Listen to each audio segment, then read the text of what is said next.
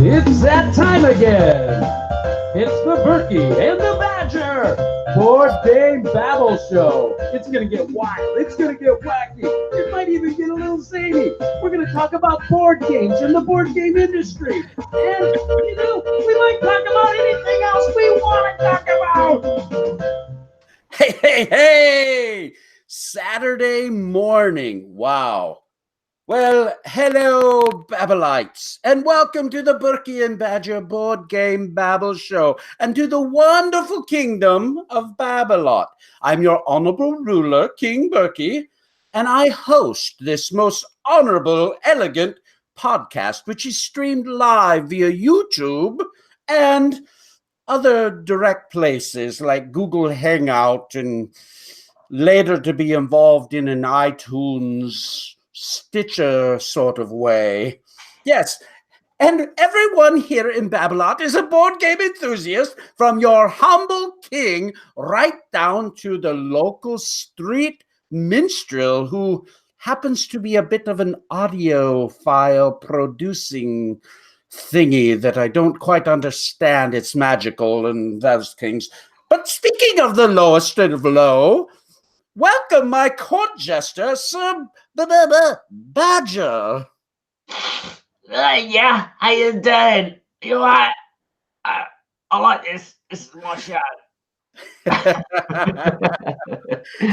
Hello, everybody. Welcome into the presence of King Berkey here, who has been ruling the wonderful kingdom of Babblelot for 4 years now. It is 4 years. 3 years. 3 years. What are you talking about? 3 years. Here we go again.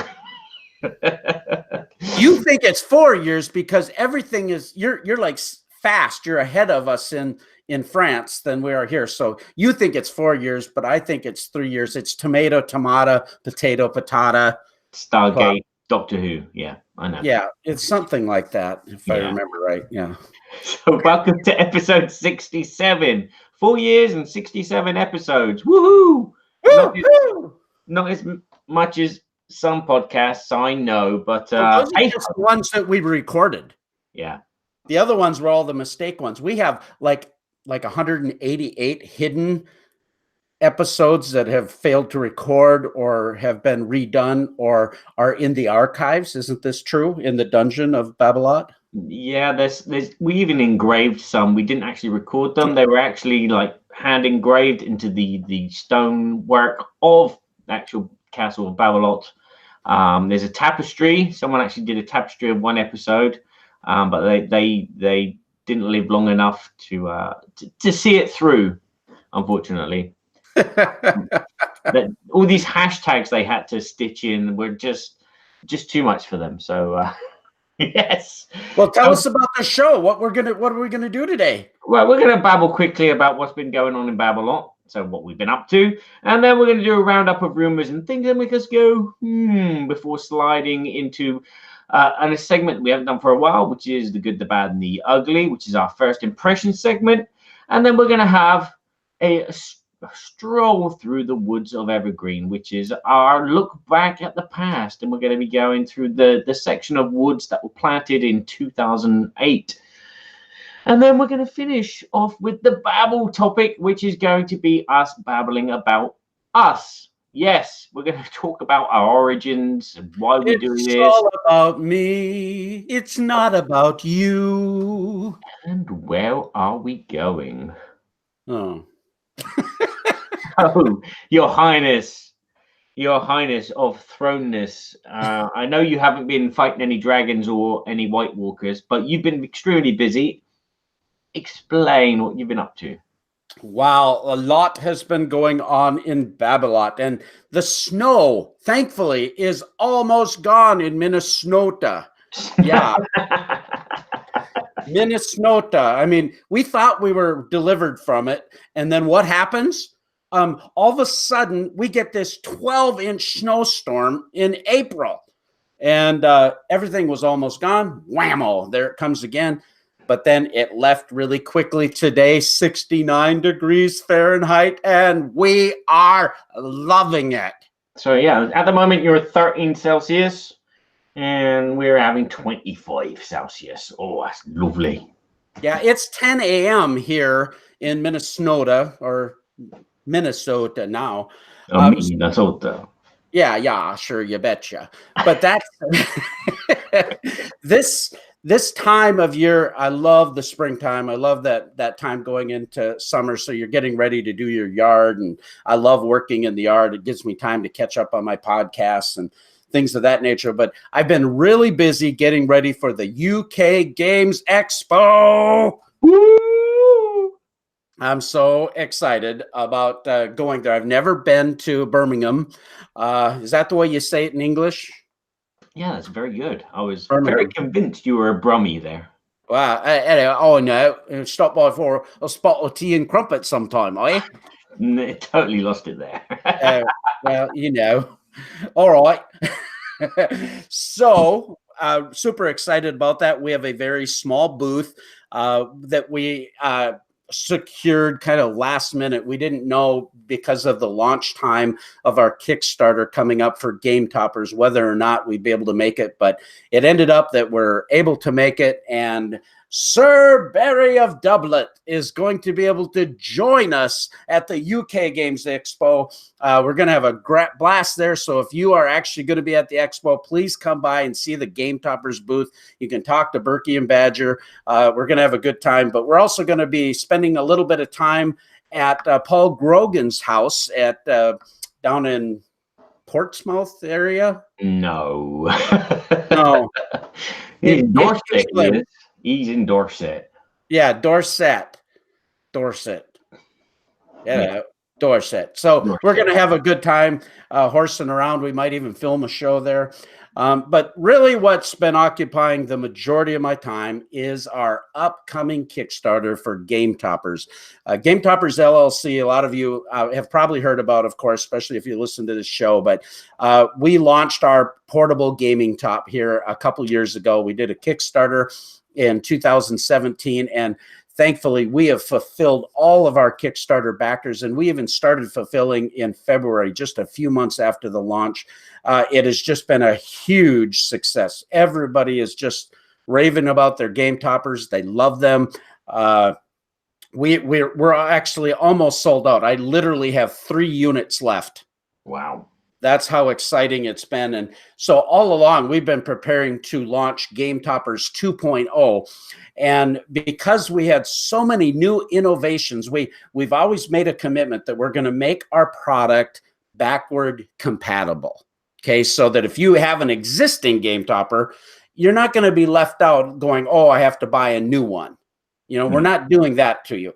We're going to make sure that our system enhances what you already have. We may be adding new innovations. And so, obviously that requires upgrades at times. But like one of the things that we're doing is our brand new luxuriant line. I sent you a picture of that, Barry. I don't know if you have that oak trim Game Topper there.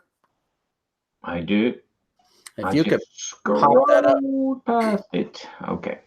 I'm gonna give you just a few sneak peeks of what Game Toppers is doing with our Kickstarter upcoming at June 25th. But this is our new luxuriant model with oak trim. Now this is red oak that is natural finish. Last time we had an oak that had a darker Waverly finish. We call it kind of a brown gray. This one here, we're using the HDPE high density polypropylene corners that match our cup holders and all of our designs, but in this really cool looking two-tone type of inlay look. In addition to that, we are going to be offering walnut.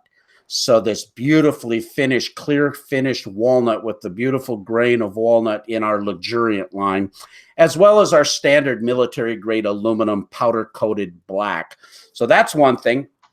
One of the other things that we're doing, and there's tons of stuff. I'm not going to take this show to talk about all of it, but I just wanted to give you a couple sneak peeks. Look at this. This here is one of our portable designs for a portable rack for you to store your game mats. our game mats are the Game Topper mats are some of the finest mats I've ever played. I know maybe it sounds like I'm shilling, but I love our game mats. I own a ton of them, and these are some of the best mats I've ever played on. 3mm stitched edge, different thematic environments. And back up one there real quick. And what we've done with this rack, so many people were buying 5 and 6 mats, and plus they own a lot of other mats. What they didn't know where to store them. So we started innovating how we can actually store these mats to where they stay nice so they don't get creases. Also provide solutions where you can hang your smaller mats. And that's one of our designs. You can see the picture there. You're going to be seeing that coming up as well. And then storage solutions for the mats for like portable bags. And you're seeing one of our bag solutions here. And these will actually be able to connect to your storage bag for your Game Topper. They'll also be able to hang in the closet, all kinds of different things there. So really reaching out to backers for things. And then this is first time ever seen one of our new thematic Viking themed game mats. There it is. Look at that. I gotta tell you, is that amazing? Yeah. Who's it by? This is by the artist Jaroslav. He is the Polish professor of art, and he has been contracted by Gray Fox Games to do the new Reavers of Midgard. Mm-hmm. And when I saw that Reavers artwork, it blew my mind. And I thought, I need to talk to him. So I talked to Shane Myerscough from Gray Fox, owner and good friend of mine. And I said, would you mind if I talk to your artist? And he goes, no, absolutely. And so I said, we want this Viking themed environment with an ocean in the middle, but having these little Viking elements. And we've been collaborating for about 2 months on the design. And this here is a near finished proof of that actual design. And I don't know, but I think this baby is going to probably be one of our top selling mats. And we have a new mat coming also from Ryan Lockett from Red Raven Games. Yeah, baby. Ooh, very nice. I see Anthony's in the house and Tony's in the house and Chris Whitpan from Game All Night. Yeah, welcome everyone. Yes, Chris, I just mentioned Ryan Lockett's doing a custom mat, and it's in the middle phases of production, so I don't have a proof that I want to show just yet, but amazing stuff. And we have some new mats, new dice towers, new innovative system, collapsible cup holders made out of a rubberized material that actually are dishwasher safe and provide a whole bunch of functionality. I have so much to talk about. I need to stop now, but super excited about what's happening at Game Toppers LLC. So you can check us out on our website. If you want to get one of the last 2 or 3 toppers, jump in, because then they're gone until later this fall when we have production. So with that, that's what I've been up to, Barry. What have you been up to in Babblelot? Oh, what have I been up to? Not as much as you. I've been trying to catch up. Trying to get some gaming done and trying to not cull my collection, but throw out the ones that are just taking up too much space. And apart from that, I'm looking at a new soundtrack to produce. So for those of you might not know, you may know the game Abyss from Bombayx. Love it. Yep, I am working on a soundtrack for that, but also it's for a new version of Abyss, which is coming. It's like a pocket-sized small version. Ooh. Yes, and that should be coming sometime, probably about Essen, I think they said. So yeah, there should be a soundtrack before then for Abyss. So if you want some underwater sounds, I will be working on that. Well, I'm working on that now. So, yeah. I love that. We've actually put an LED light above our Game Topper, and it has a Bluetooth speaker in it. And so we've been listening to thematic music when we've been playing games and whatnot. And so it's really been kind of cool doing that. Yeah, I was a bit miffed that old Mellow. I went on Mellow Dice because it was suggested by, I think, Lance. No, it's Richard Ham suggested I should, go to use Mellow Dice. And I said, oh, yeah, I'll have a look at that. And I looked at the games that I produced music for, and nobody had put links to the music that I'd done on Mellow Dice. So I was like, okay, get on there. So yeah, right. hopefully now you can hear me when you play some of the games. So Well, that's awesome. We're going to keep moving along here. But before we do, we're going to talk about our poll from last show in a few minutes. But I want to mention one of our sponsors. And our sponsor that has been with us from the very beginning has been Arcane Wonders. And Arcane Wonders has a dear place in my heart because initially, when we started out doing our show, which we're going to talk about a little bit more later, we started a channel with my family called Board Game Theater, where we dressed up in costume that was reminiscent of the art assets of the games. And we did these beautiful costumes that my daughters made. And the first one that we did was the Sheriff of Nottingham, as you can see right behind me here. And Arcane Wonders, when I pitched them the idea of what do you think about us dressing up in costume and playing games, they were right away, jumped right on board with that. And so I was the good Sheriff of Nottingham, and our family had this great fun doing that. And subsequently, we began helping Arcane Wonders show off their wonderful Dice Tower Essential games. And they have so many wonderful titles. Sheriff of Nottingham was their first title. And then it went to Onitama, which you see up here. Such a great little 2-player tactical, fun, easy, accessible game. Just a fantastic game. Sheriff of Nottingham, wonderful interaction with little player bluffing abilities and trying to get goods into Prince John's feast. We love Sheriff of Nottingham. We loved it before they were a sponsor. So this is real adoration for this company. And then of course Royals came along. Love Royals, and I was the good king of Royals. And that's where we started playing off the Babblelot topic with the king and Badger, the court jester. And then, of course, they came out with Spoils of War, which I was the Viking chieftain. And we dressed up with Lance Meister with this great Liar's Dice on steroids type of game.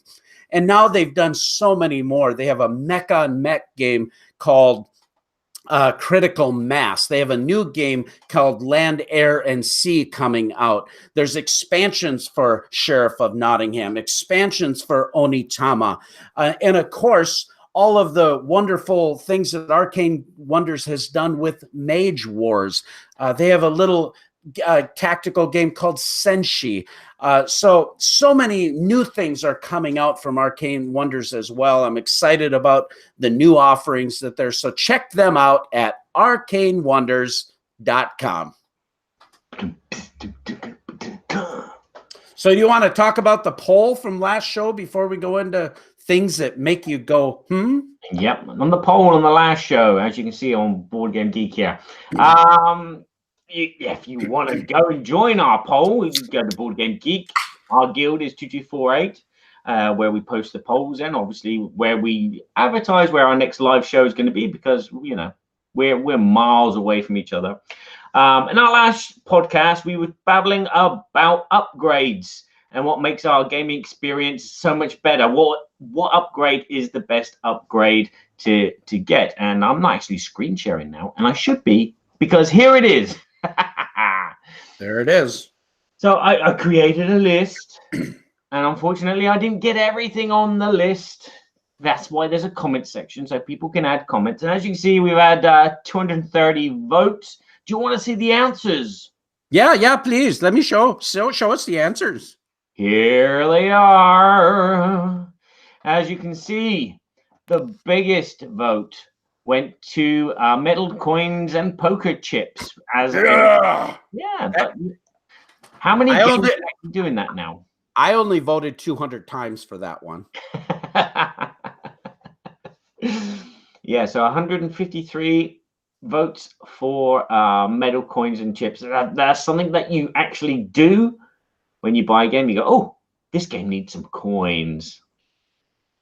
Next up, looking very quickly, it's the box insert, which I kind of think, yeah, that box inserts are a great addition because so many publishers don't have the money, time, and resources to do it themselves, and they just put something which will hold your game in it when it goes through delivery, and then when you get it, it's up to you what you do with it. And then following on with that, with 100 votes, we have a bits tray. Bit trays. Yep. Bit trays. Yeah. Yeah, those are great. Yeah. Well, and you're seeing so many different kinds of them now. We're going to actually have some on our Kickstarter for Game Toppers as well. Some new different ways of doing it that are going to be really cool. But a lot of people love them to store things, to transport their coins, their bits, all that kind of stuff. Yeah, I'm very disappointed to see that people are not really interested in soundtracks. Maybe that will change with time. Yeah, and I think too, this is a small sample size. So, if this had 1,000 different people voting on it, I think we'd probably see more interest in different things. But yeah, it's some people are distracted by sound also. Yeah, that's true. One of the things I forgot to mention was card sleeves. And that was brought up a few times by a few people on the poll. Like Tony is saying, resource tokens were third. Yeah. Were they third? Resource tokens. Oh, yeah, they were third. Sorry. And then fourth was bits trays. There you go. I'm dyslexic. I can't read numbers. Well, I thought when you look down at gaming tables, that number was really low. As well, yeah. Well, they're not as accessible for a lot of folks. Yeah. Where smaller things are more accessible price-wise, budget, space, all of those kind of things. But if we put the poll on what do you want the most, I'll bet you board game tables would be way up on the top. Possibly, yeah. Yeah. So there you go. Thank you very much for voting on the poll. If you voted, look out for another poll. We're going to do one on this show. We'll talk about that a bit later. Yeah, it's definitely a luxury item, Chris. Well, let's move on to our segment, Things That Make You Go, Why do I keep looking off into the void and forgetting what I was talking about? Things that make us go, Board game news. Berkey and Badger reflect on the current events that are happening in the board game industry. Some may be good, some may be bad, but there are all things that make us go,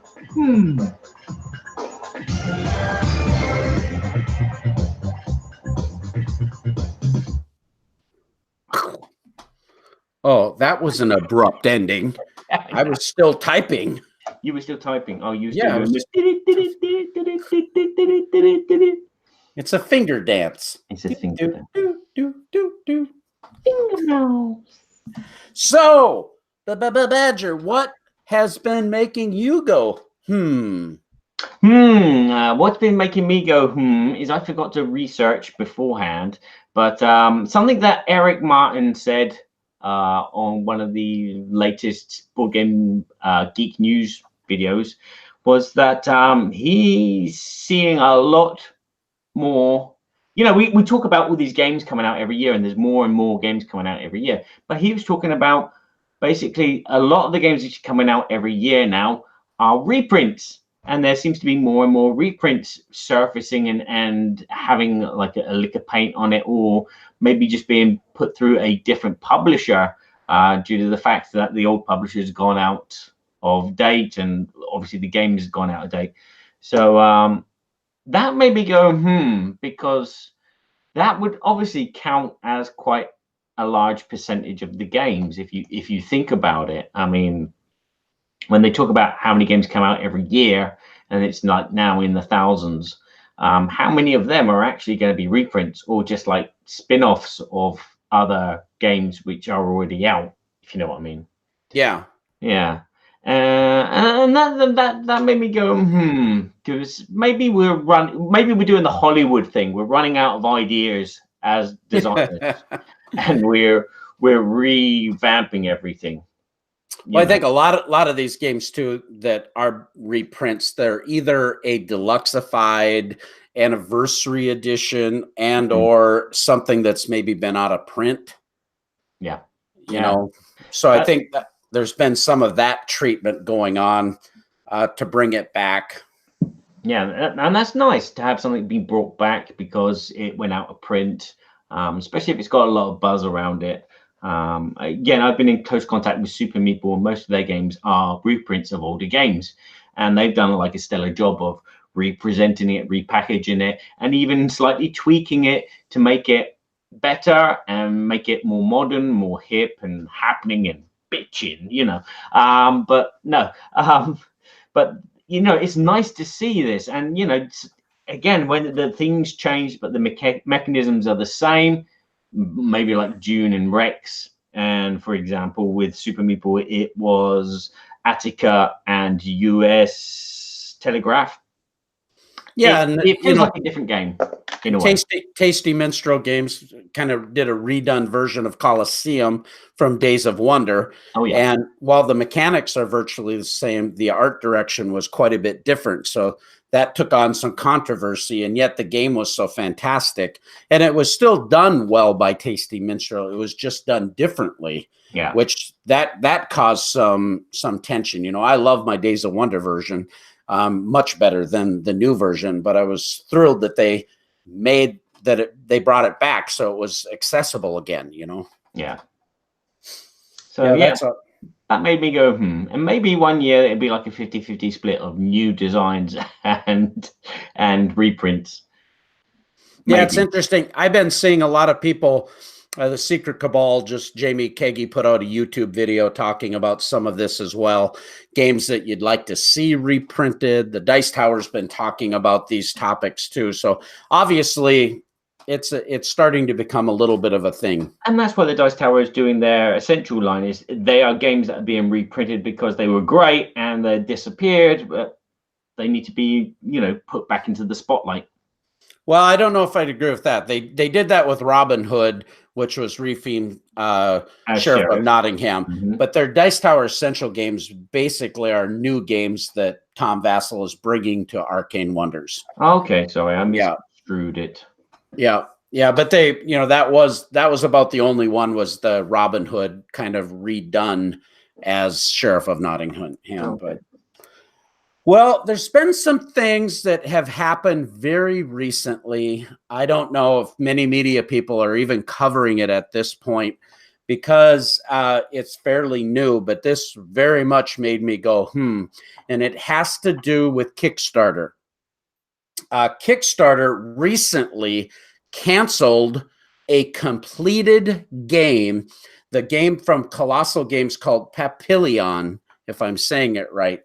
Okay. And this campaign had completed, successfully funded, and then Kickstarter canceled it and refunded everybody's money because they felt that it was breaking the spirit and the rules of Kickstarter by having multiple games on Kickstarter running at the same time by a company.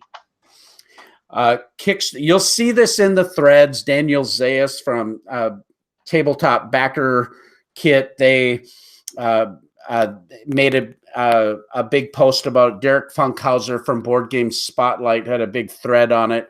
I'm sure you're going to see a lot of this because this is a big buzz topic now. Yeah. A huge variety of comments going on about it, and give you a little bit more background. I'm not an expert on the details of all this. I don't have personal knowledge of all of it, so this is a little bit third hand. But the thing that made me go, is that I've never seen a precedent like this for a completed project. Generally, when you go to Kickstarter, you have a pre-approval process. You're pre-approved, you launch the campaign. If you're doing something outside the rules of Kickstarter, generally that's where they're going to say, no, you can't do this because such and such. You know, your bank account isn't legitimate.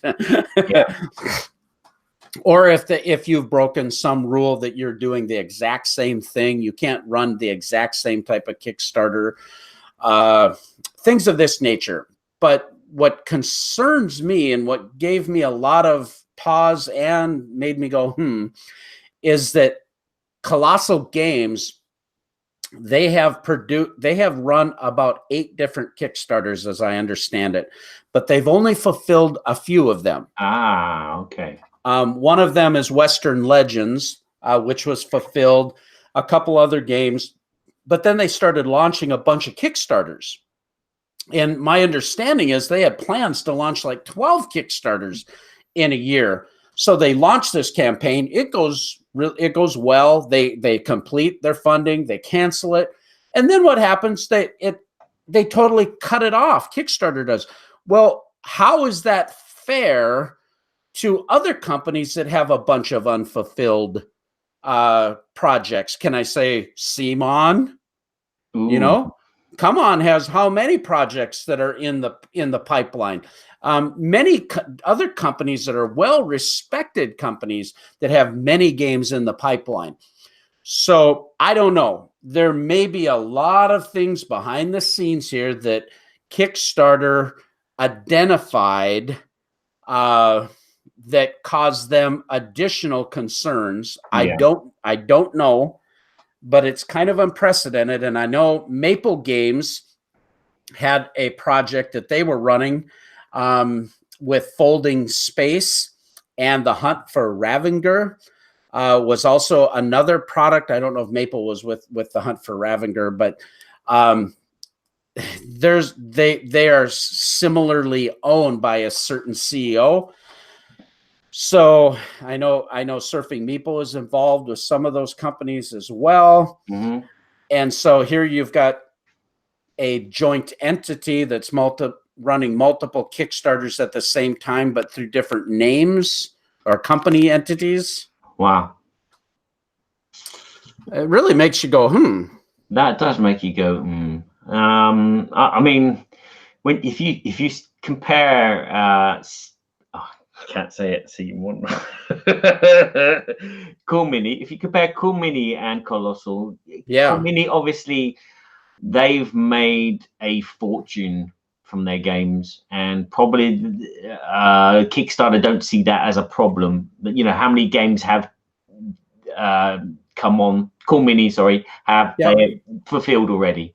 Whereas Colossal, if they've only fulfilled one game and they got 10 on Kickstarter, it would, send alarm bells ringing, because they've collected all this money already for all these other games and haven't fulfilled. And that's that's where the controversy is. I think people are very concerned on both sides, because while I feel like we all want to have backer protection, we don't want to see campaigns that are raising money and then because of mismanagement, outright fraud, or just poor business acumen. There's some people that think they might be a great designer, they might be a great artist, whatever, good creator, but they don't know how to run business. I mean, so having business acumen is important too. And if they don't do their diligence, or they run into unexpected things and the campaign fails and everybody's out. So you also don't want Kickstarter to be a Ponzi scheme. No. Where you're just funding a new Kickstarter to pay for the past one that didn't do as well as you had hoped. Yeah. That's not the reason for Kickstarter.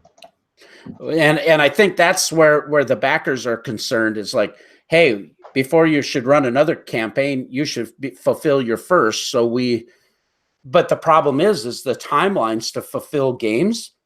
It's a year. It depends how much work they put in beforehand. I mean, if you look at Monolith with their claustrophobia, they put a lot of work in before the Kickstarter. And so the Kickstarter was fulfilled pretty quickly due to the fact that they prepared it all. They just wanted to see how much funding they could get. Obviously they knew roughly how much funding they could get, because they pre-ordered 10,000 copies. But at the same time, it's, well, it has a lot to do with business models too. If you have a business model that you're going to capitalize using Kickstarter, you know, you have to make sure that you're really have solid business. You know, when we started Game Toppers, I had a 25-page business plan with a 5-year projection, and I was not relying on a future Kickstarter to be able for me to fulfill my current. I knew what I needed, and I knew what capitalization, and I also had other funding available had I needed it to make sure I could deliver on my promise. And a lot of folks may not have that kind of forward-thinking business acumen to plan and to take into account for contingencies. I had a lot of, you know, contingencies for fluctuations in currency, for instance, because there's a few, some of our game mats and the storage bags, for instance, were purchased in China, and you can have currency fluctuations. And I know one Kickstarter campaign in the UK actually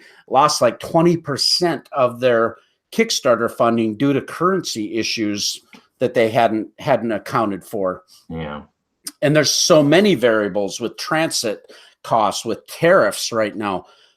Being a North American United States company now, and there being some trade war issues, you have to really be careful about these things. And anyway, you have to take that into account, that people are using Kickstarter as a funding model for their business. Yeah. And if Kickstarter cuts that out from under you, what happens when you've just spent $20,000-$30,000 advertising a campaign, and then they say nope?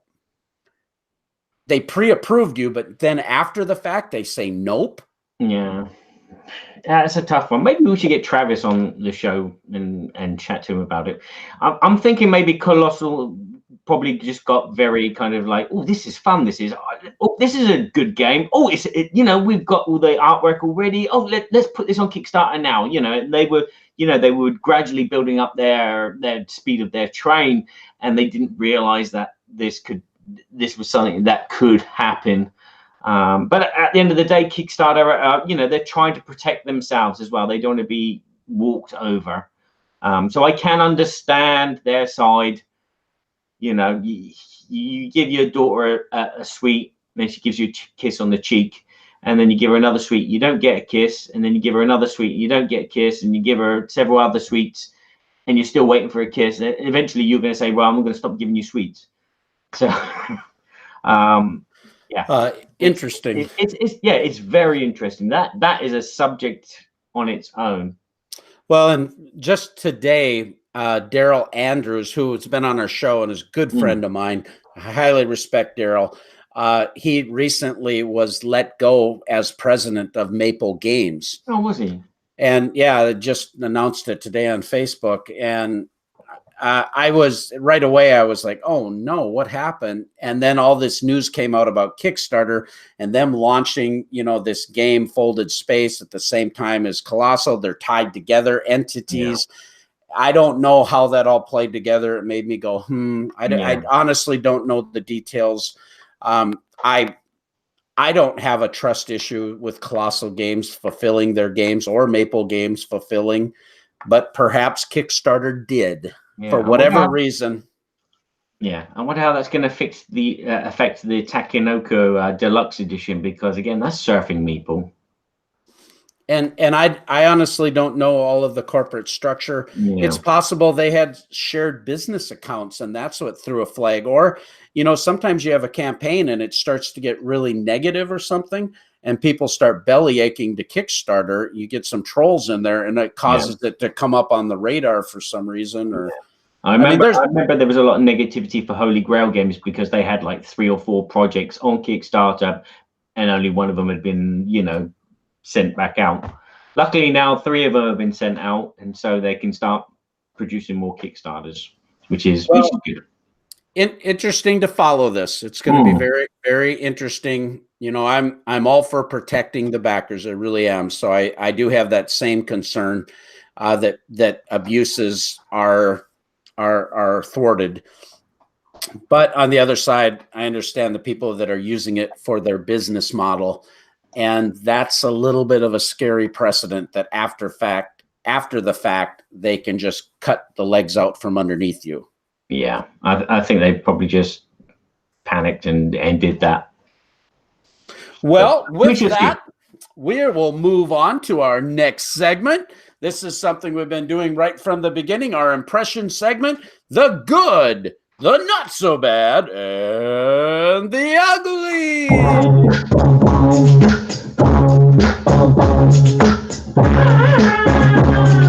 The good. The not so bad.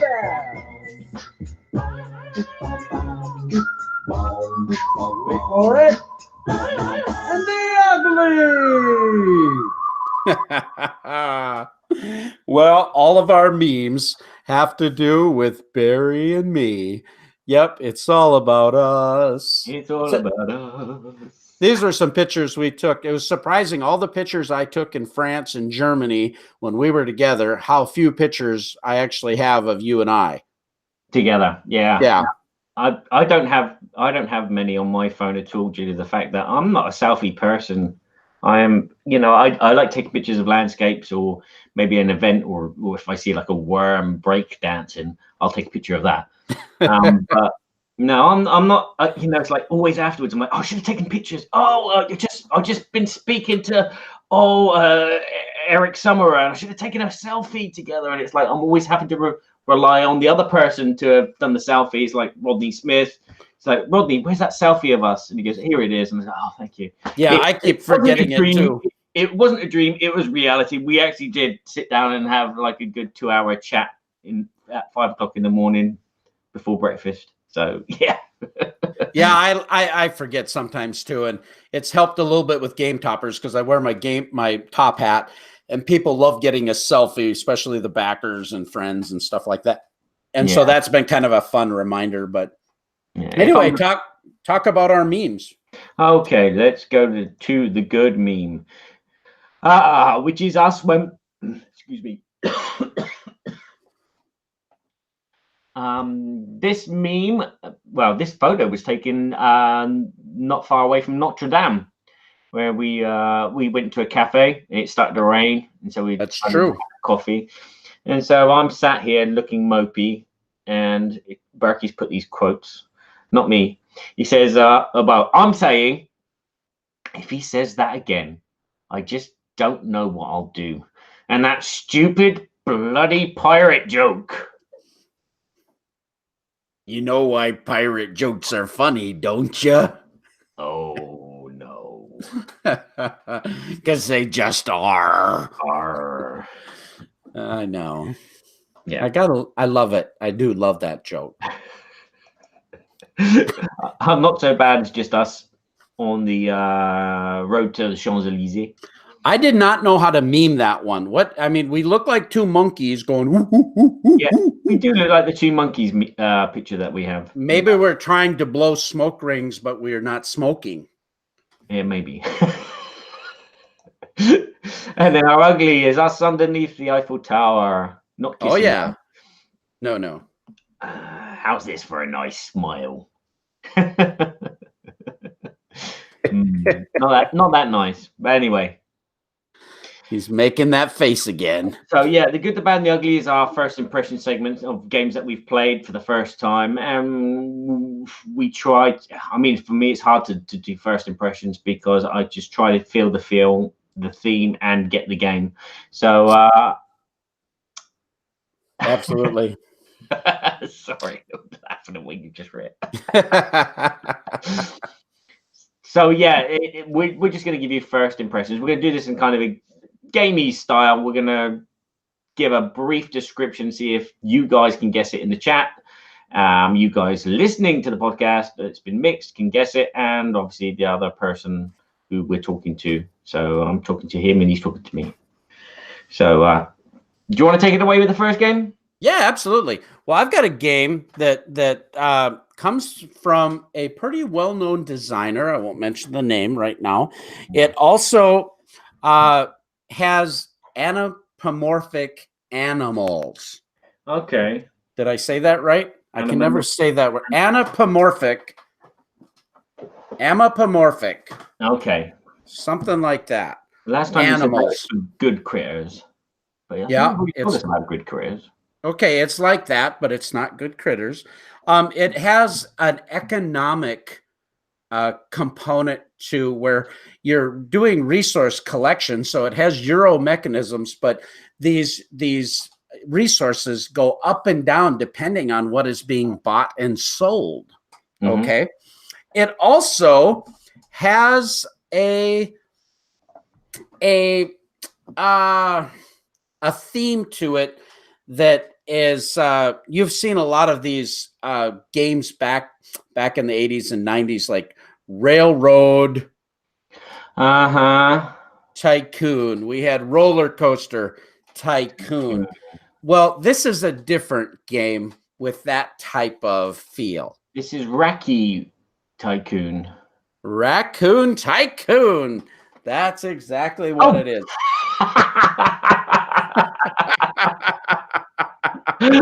I was just playing with the words there. I didn't know I'd get it.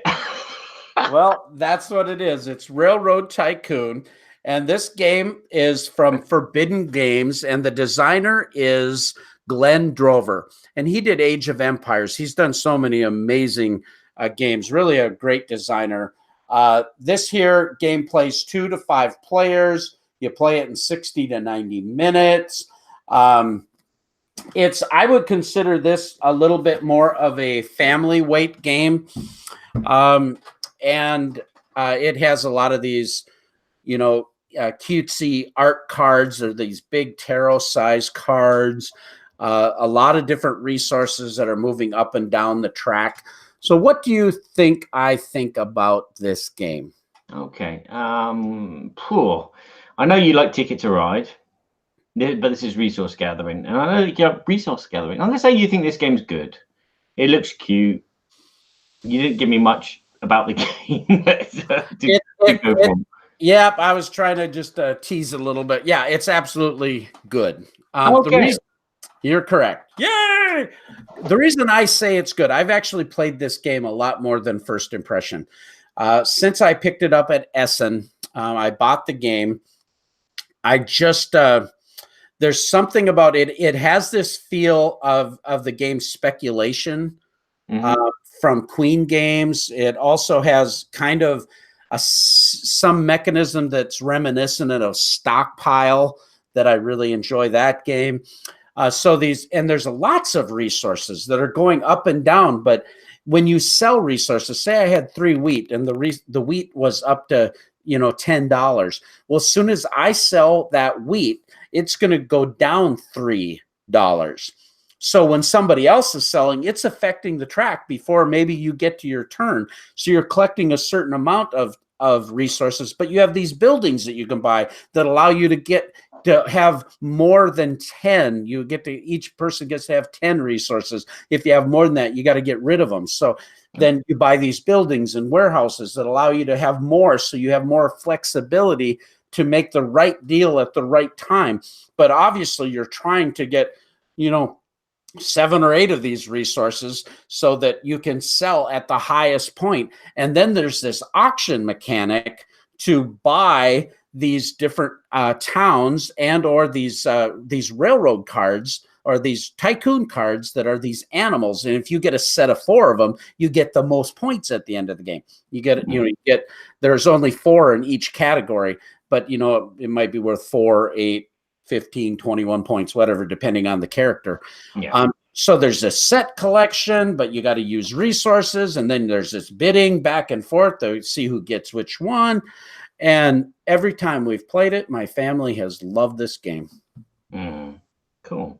So really great game. Raccoon Tycoon from Forbidden Games, Glenn Drover, designer. Okay, it looks nice. And maybe, that might go down well here.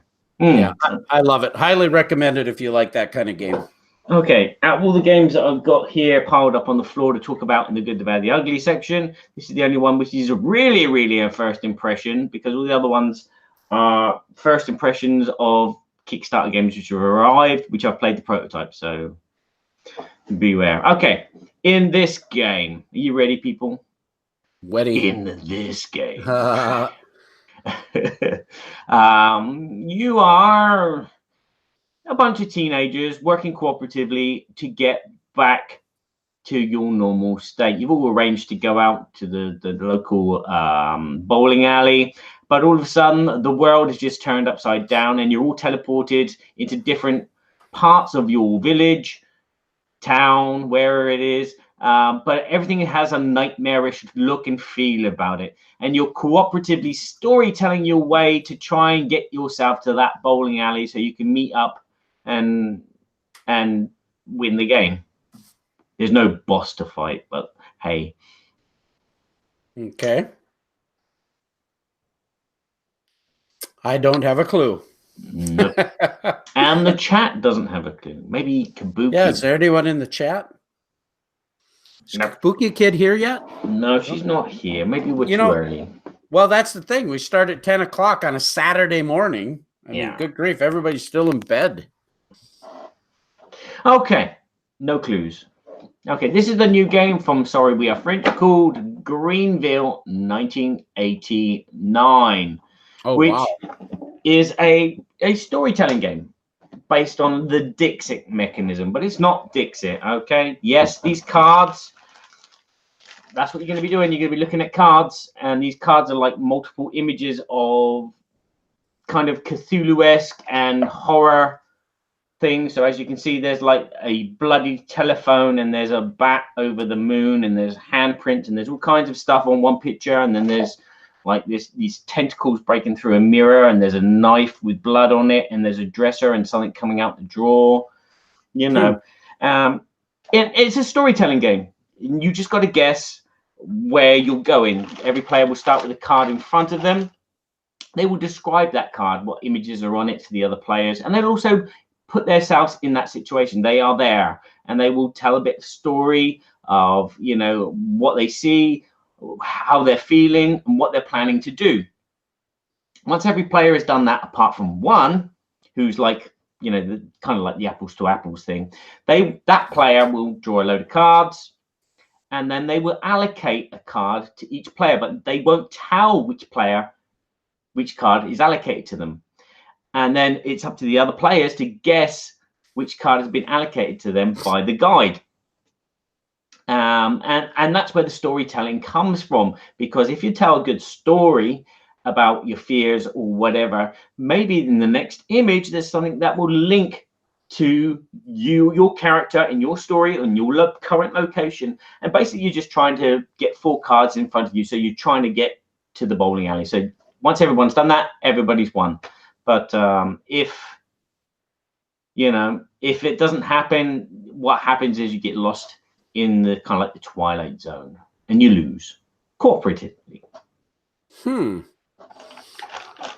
Well, that sounds interesting. I think you like storytelling a lot, but I'm not sure that you're a big Cthulhu fan. And then by your last statement, where it maybe can go off the rails, maybe that's not as exciting for you. So I'm going to say not so bad. Ooh, wrong. It is wrong. Good. It's good. It is good. Admittedly, I played in French, so but it's just a storytelling game. It's I don't know. It's kind of role playing. You're reading off of a card, and you're making up a story of where your character is, and you're hopefully projecting enough clues to lead to the guide and make them pick the right card for you. And again, all these cards are completely different, but there are some key elements which link two together. Maybe there's a red balloon in 2 cards, or maybe there's, one's got a forest and so is the second card. So maybe the character's still in the forest.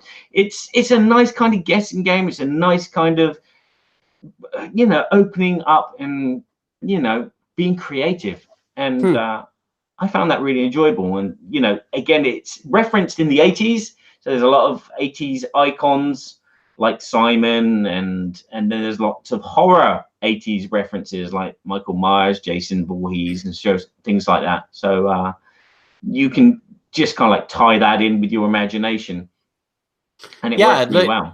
The artwork looked really good. It looked a little dark. It's very dark, but it's fantastic. There's so many little details. My main worry about the game is once you've played it too many times, the cards become repetitive, and so your stories might become repetitive. But hopefully there'll be an expansion and then more cards. The art is fantastic. It's definitely going to win an award, I think, for 2019 best artwork. Wow. All right. Yeah, so that's Greenville, 1989. Greenville. That's fantastic. I hadn't heard of that at all. No, it's only out in France at the moment. It's coming to the rest of the world. Well, it's available. Well, you have to buy it in France. It's in English, but it's only a French publication.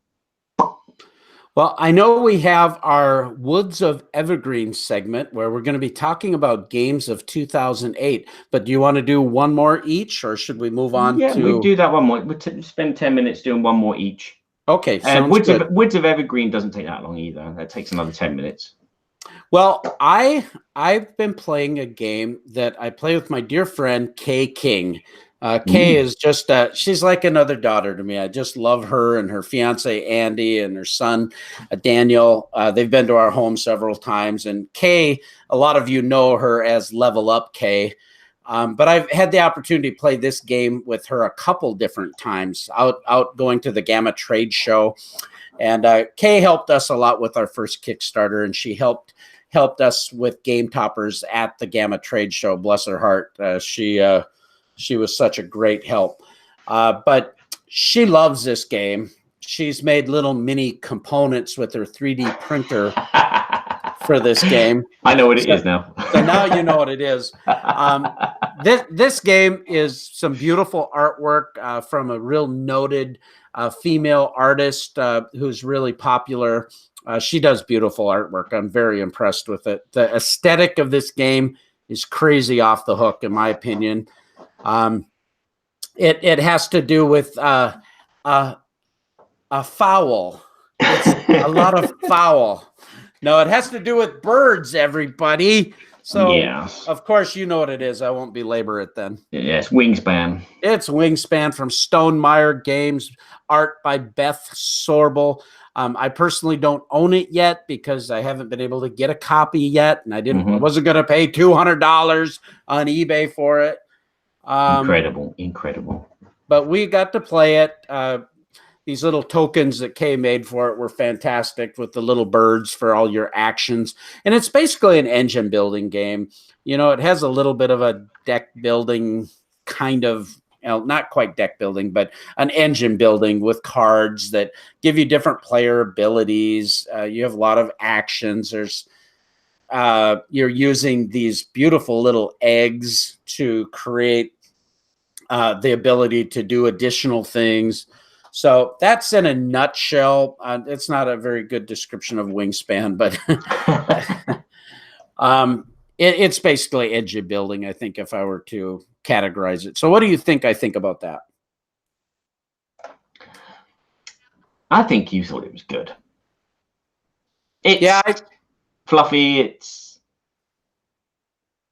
old manish. Old manish, you say?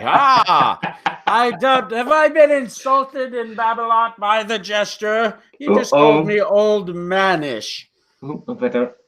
This gray has nothing to do with age. It's all about mileage. Okay. It's not the amount of guinea fowl you've eaten. I think it's good. I've played it 3 times, so a little bit more than a first impression, but I want to play it again. That tells you something. I don't think it was overly complex.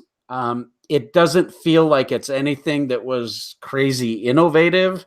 No. So I paused a little bit to go, well, not so bad, because it's nothing really new. But I thought the production, of course, at Stonemaier Games, the artwork is fantastic, which I just love the little bird facts. I'm an outdoorsman. I live in rural Minnesota on 11 acres. We feed the birds. So I love seeing the grosbeak, red-chested grosbeak that we get here, and the cardinals and the different sparrows. Plus I paint wildlife, and I do a lot of wildlife with ducks and pheasants. And so I enjoy that. So from that aspect, it was great. The gameplay, it was good. It wasn't earth-shattering, but I still want to play it. So I think it's good. Yeah. I've played it once, and I don't see what all the fuss is about. It's just like everyone's going on about how great it is. It's a good game. It's solid. I'm drawn in by the artwork myself because I used to be a teen with my little book with, you know, the books that you can buy with all the birds in it and the little box next to it, so you can tick it and say, "I've seen that one. Yep. I've seen that one." Yeah, I was one of those. I'm still one of those. And I love the artwork, and it's, you know, again, when we were playing, I was like, a card would come up into the pool, and I go, "Oh yeah, that's a spotted woodpecker," and I'm like, yeah.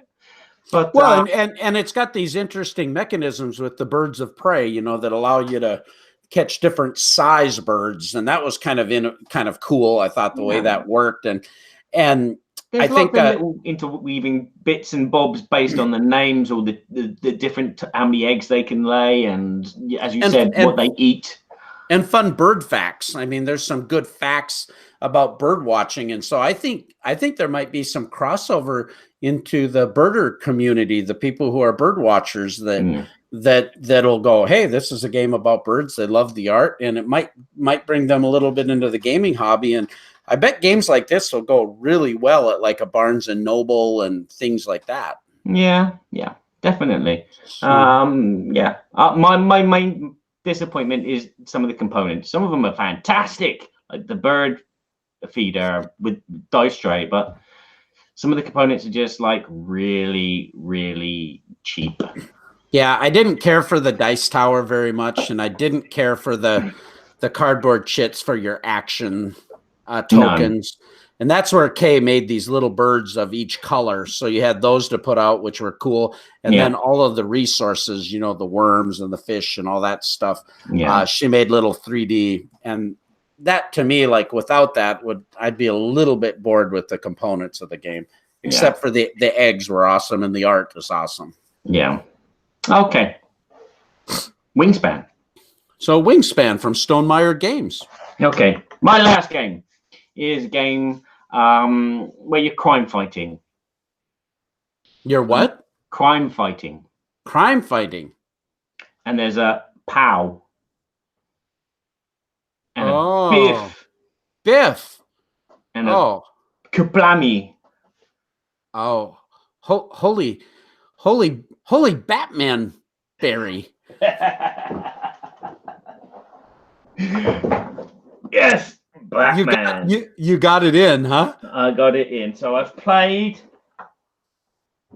the final production copy after all these years of playing the prototype copy with cardboard chits and the same scenario over and over again. Oh wow, this thing it's another Monolith production. It comes with some fantastic artwork, some fantastic minis. It uses the same mechanisms as Conan. So I'm just going to say right now, it's absolutely good.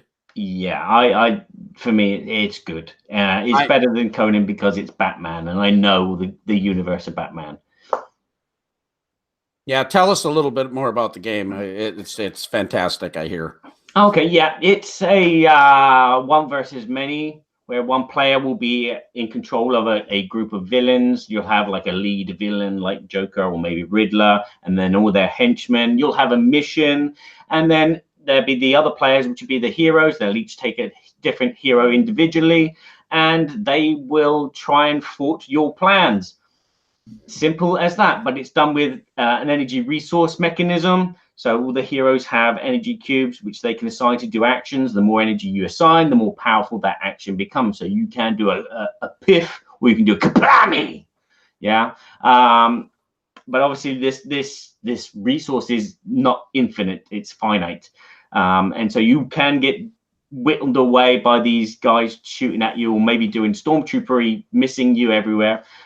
And for the villain player, it's slightly different. You have a control panel, and you have this river system where you can spend energy to activate a tile in that river. That tile may activate one major baddie, or it may activate a group of thugs of one type.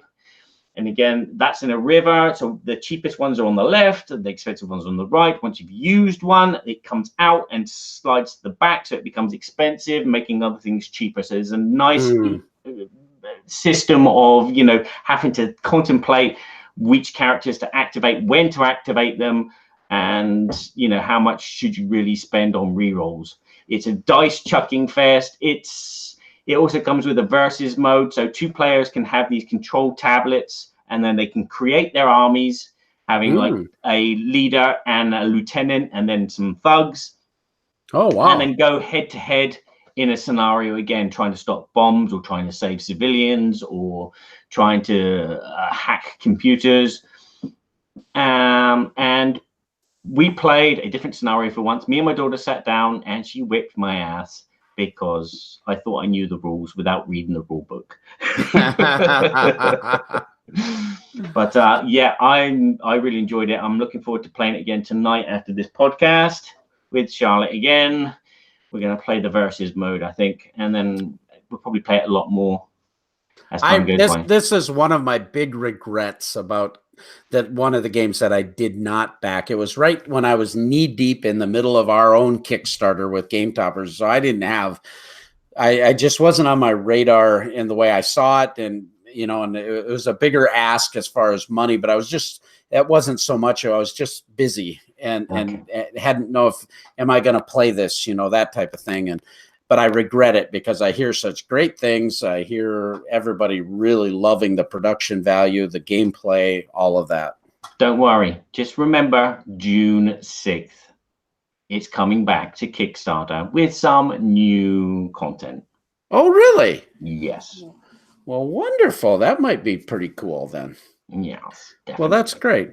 Well, we're going to move right on to our segment, The Woods of Evergreen.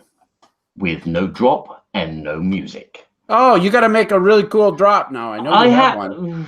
You have one. You're the image guy. I'm the music guy. I've done the music. It's in the podcast, but I haven't got a CD player on my new computer to burn it off onto the CD player to put it onto this CD player here, which does all the music for the show. So listen, we are a highfalutin Google Hangout show, and we need production values. I might have to buy an MP3 player that I can put it on my phone, I suppose, and then plug that into the mixer, which comes through the speakers, which comes through the microphone there. And Come on. Okay.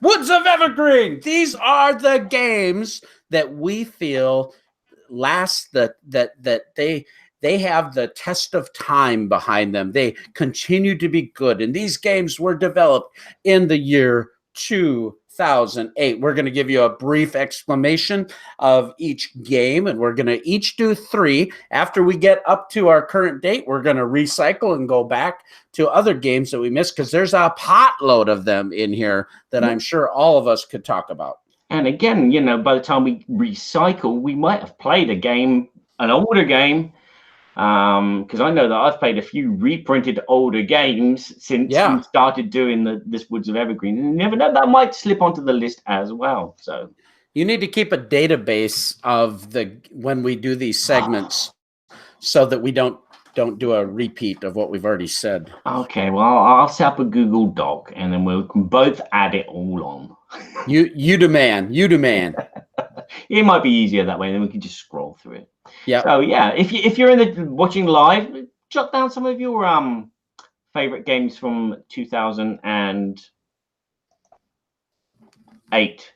2008. So I've written it down here. 2008. Put them in the comments and we'll read them out. What is a game from 2008 that you found wonderful? Oh wow, this one is it's called Stone Age. This is probably going to be a lot of crossover on our lists here, but a lot of good games come out 2008. I think that was like the starting point of like the colossal games hitting the shelves and becoming, you know, overnight sensations and household names for board gamers anyway, or people that watch the Dice Tower. But yeah, Stone Age is a worker placement game which I want to play. I've played quite a lot of times. It's a multiplication kind of game. You're getting resources and doing stuff like that with worker placement, but everything is multiplication, where you go send 3 guys to the forest, you do 3 dice. You roll those 3 dice. That tells you how many of that resource you get.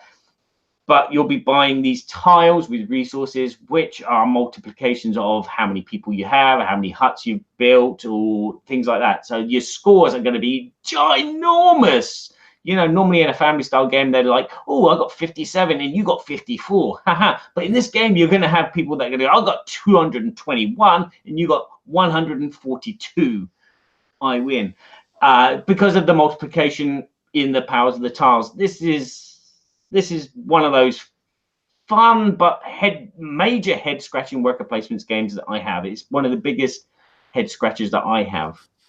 Well, this is a crossover. This is one of mine, so I'll just put my 2 cents in with it. So I won't bring this one up as my choice. It is my choice, but likewise, we've played this online before with tabletop. What was Arena?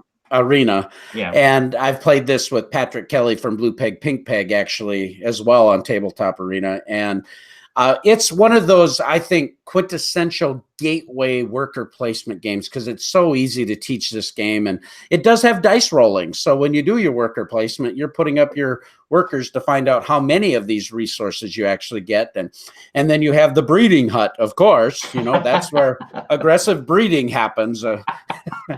If you ever watch Will Wheaton's version of Tabletop, where they actually did Stone Age, that was a very fun, interesting episode. But when you get to the breeding hut, then you're going to get more workers. And so you got these little special abilities too with those weapons and tools that you can get that can increase your ability to gain more. And like you say, getting the huts, and there's a set collection kind of aspect to some of that. Yeah. You're trying to combo them a little bit to get extra points. And as I said, they're all multipliers. So it's like, yeah. And it looks great. We love this game. I have the expansion for it too, but I think I only partially played through one time with the expansion. Mm-hmm. And so it sits in the box. But yeah, Love Shack. Love Shack. Yeah, it's thematic. It's beautifully presented, and it's always fun to play for me. Yeah, great game. I don't think it's going to leave. So we both say Stone Age. Well, I'm going to say another game that I believe still deserves love, even though a lot of people feel like it's maybe too basic or outdated, but it's Dominion. Of course. So we were picking. Is that one of yours? Yep. Well, Dominion was the first time I think that we really saw on a large scale deck building. And it was so accessible, but it had a lot of fun. I mean, when we first got to play it, I couldn't wait to play it again. And then I wanted to play it again and again. And before you know it, they're coming out with an expansion, and then you wanted to play that. And then they had another expansion. Before you know it, you had a stack of 9 boxes full of Dominion, and you had to figure out how to sleeve them because you played with these cards over and over and over. I don't know. To me, it still stands up. If someone wanted to play Dominion right now, even though I know there's other games that have taken that mechanism, that deck building concept, and have improved it and made it more interactive and expansive, I still love Dominion. Yeah. And I think, again, Dominion was one of those games which is like the first one to do multiple expansions way before like Ticket to Ride did. And, you know, normally a game would come out with 1 or 2 expansions. Oh, wait a minute, I'm forgetting Carcassonne. Carcassonne did that as well. Yeah. But it's just one of those really simple, light, fluffy deck builders to get people into. It's very simple. The theme is not really there. And you're just concentrating on, you know, trying to get the right cards into your deck or get the right ones out of your deck. Yeah, learning how to call. And when we talk about the renaissance of gaming and the rise of gaming worldwide, we're in this time frame right now that we're talking about 10, 11 years ago that all of this started really blossoming. I mean, it started earlier, of course, but this is a big deal. Yeah. I'm just thinking that might be a good idea, actually, to retheme the game into board games. And so you're deck building, so you're trying to build up a collection of board games, but then you got a card boom as well. I tell you what, that might work. A real board gamer's game. You- You can also use it to like maybe cull your collection just by having all the cards and going, okay, right, let's shuffle them, let's randomly draw one. Right, I've got to throw that one away. There you go, cosmic encounter in the bin. Well, so why don't you tell us your third then? Okay, my third. This possibly is maybe on. This may be yours as well, but I might not. I don't think. Mine is the game that I talked about earlier, Dixit, where it's basically a kind of creative, selective game where one player has tells a story from a card in their hand, and each card has these beautiful, really abstract images on them, and they create a story, maybe a sentence of the story, or maybe a word of the story, maybe a sound of the story, and then everyone looks at their cards and picks one which they think represents that story as well, and then all these cards get mixed up, and then players vote on which card they think was the storyteller's. And so it becomes a deduction game because you can see what card you've played, but at the same time, you know, you're trying to get votes. And it's a very light and fluffy game. It's got multiple cards that you can now play with, and it's just, I don't know, it's just one of those very easy games to get into, especially when you talk the same language. Mm-hmm. It's about knowing it's a game about knowing people as well. Yeah, I know people love this game. Surprisingly, I've never played it. Oh, right. You know, so I hear people love the art, and I know there's lots of expansions. People, you know, use those quiver sleeves even so they can store all their Dixit and take them and travel with this game. And, you know, it's an accessible, almost party style type of game too, right? Yeah, it's more of a kind of a thing. I can't remember the word. I had the word in my mouth and it's gone. More of an ability, not an ability. Help me out here. It's more of an eventment. It's more of an activity. Activity. That's the word I'm looking for. Yeah, it's more of an activity than a game because it's just being creative and being imaginative. And as I said, knowing the other players. That's a whole nother Babble topic. Activity versus game. Boy, people like to argue about that one. Yeah. Well, my last one was not Dixit because I haven't played it. But my one, many of you know, I'm not a big cooperative fan. Games that are cooperative that have a hint of alpha dog players that want to tell the whole team exactly what to do and tell them why, to where you don't really feel like you have choice in the game. I really don't like that. I always feel like, well, what am I doing here? I'm just here to help the crew. And so here's my cards that you can use. You might as well be playing solo. I'm just handing you my card. You know, I hate that kind of thing in cooperatives. Yeah. However, I really enjoy cooperatives that have a hidden trader type of element. Ooh. And so I mentioned this before when we did Woods of Evergreen, I forget the year right now, but you know, Shadows over Camelot has that hidden trader, which I just love that, and that whole Arthurian theme. I love that game, and it's cooperative. I think you're talking about Battlestar, aren't you? Battlestar Galactica. And this, of course, is the rebooted version. And my son and I watched all the episodes of the new show, and I grew up, you know, back in the 80s watching, you know, the geeky, cheesy one. Yeah, 1979, 1980. Yeah.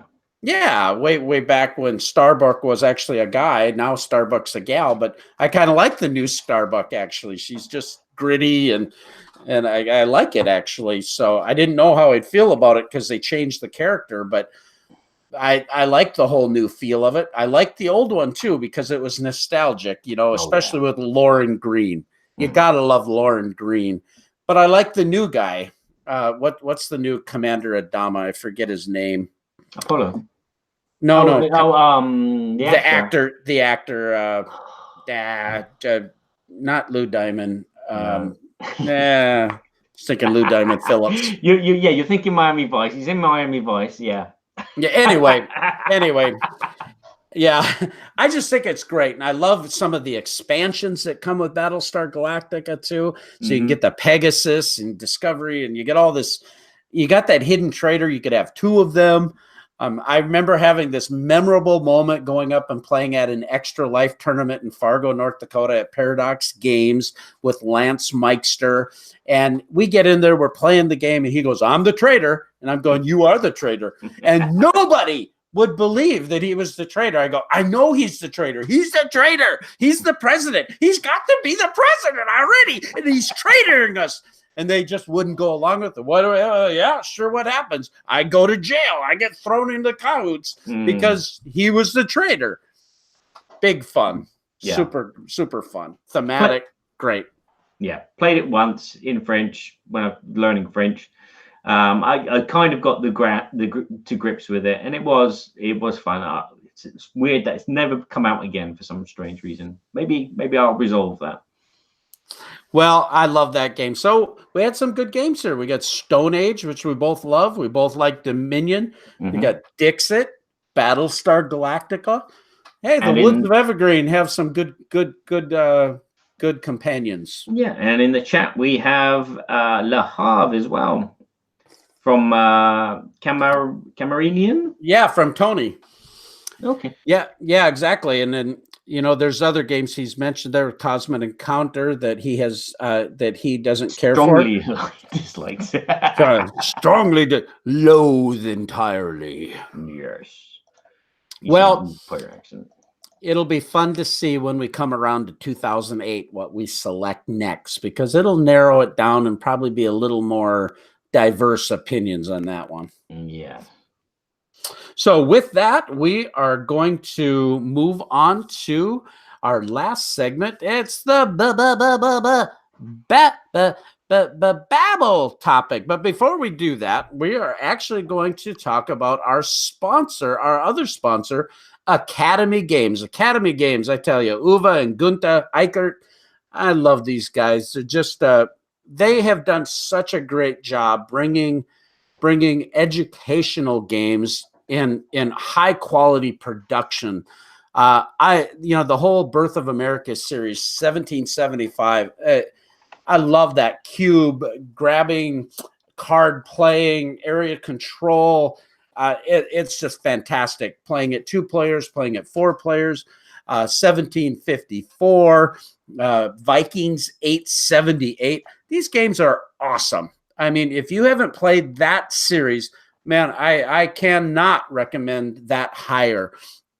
Freedom, the Underground Railroad, an amazing, thoughtful, educational, cooperative game that I actually really do enjoy. A lot of tension, well produced, very thoughtfully produced with the subject matter. Amazing educational game. And one of my favorite games that they've produced is Mare Nostrum. This is this huge, sprawling.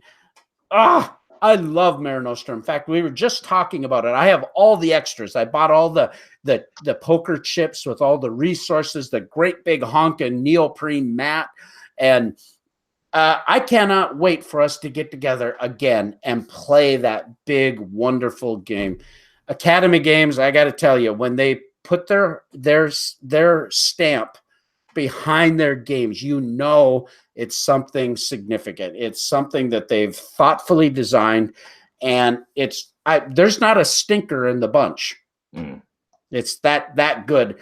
I've known Gunther and Uwe for a while, and I just when we talked to them about sponsoring the show, it was because I really felt that they were a company that I'd want to be associated with. I wouldn't do it I don't care about the small amount of money that we receive. It just helps us a little bit with our podcasting fees and so far, and helps Barry with production.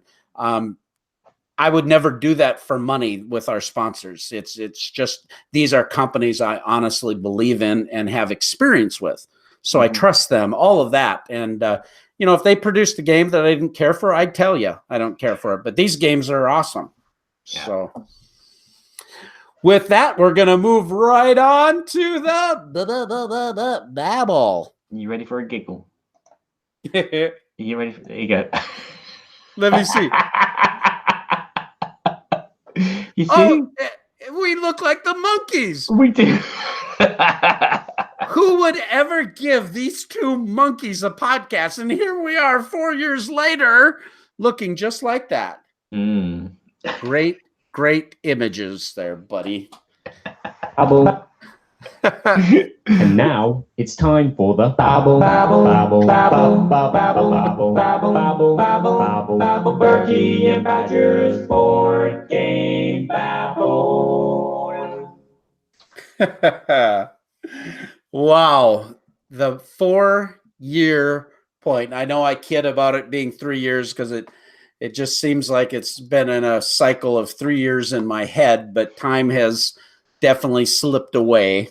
And I just find it so amazing. I know a lot of other shows that they'll have guests come on and you know, have congratulations, things like that. We talked about it for a second, and I said I don't have time to coordinate that and all of that, and that's all wonderful for everybody. But I just couldn't believe that. Gosh, we've already done this for 4 years.